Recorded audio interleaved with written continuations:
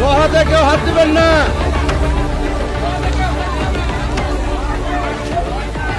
শিয়ালদা থেকে লালগোলাগামী first passenger ট্রেনে রেজিনগরে গাছ পড়ে আগুন জ্বলতে থাকে।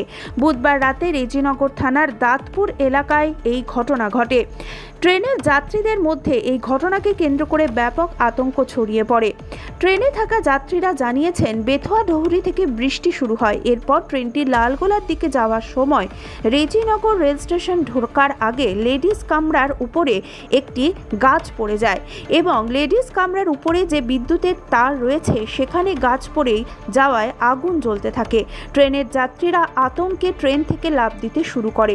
পুলিশ ও আরপিএফ ঘটনাস্থলে আসে। প্রায় ঘন্টা দুয়েক ট্রেন চলাচল বন্ধ থাকার পর ট্রেনটি বহরমপুরের উদ্দেশ্যে রওনা হয়।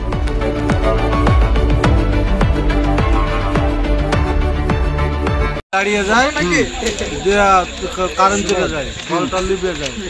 বাইরে থেকে দেখি তো আগুন জ্বলছে দপদপ করে ইঞ্জিনের ওপর, ডাল পড়ে দমদম করে আওয়াজ হচ্ছে। আমরা ভয়, তখন ওই আগুন ধরতে চলে আসছে, ভয় সব লাফ মেরে দিচ্ছে। আমি শিয়ালদা থেকে আসছিলাম, হঠাৎ রেজিনগর আর বেলডাঙ্গা মিডিলে হঠাৎ মানে ট্রেনটা থেমে যায়। তারপরে থেমে যাওয়ার পরে মানে আগুন ছুটে ওই তারের ওপর থেকে। তো দেখি যে মানে আগুন ছুটার পরে অনেক লোক মানে তাড়াতাড়ি করে তাড়াতাড়ি নেমে গেছে। তারপরে আমরা নেমে গিয়ে দেখলাম যে মানে একটা ডাল পড়েছে, গাছের ডাল মানে তারের উপর পড়েছে, ওই কারণ থেকে আগুনটা ছুটেছে। তো এই ট্রেনটা তখন থেকে দাঁড়িয়ে আছে। শিয়ালদা থেকে 4:40 আমরা ওখান থেকে ঠিকঠাক ট্রেনটাই আসছিল।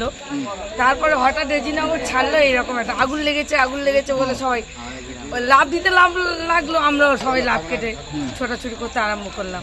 মানসিক স্বাস্থ্যের জন্য সবার আগে যে নামটি মনে ভেসে ওঠে, সুস্থ মনের ঠিকানা মনোবীক্ষণ। যোগাযোগ নাম্বার 7477799516।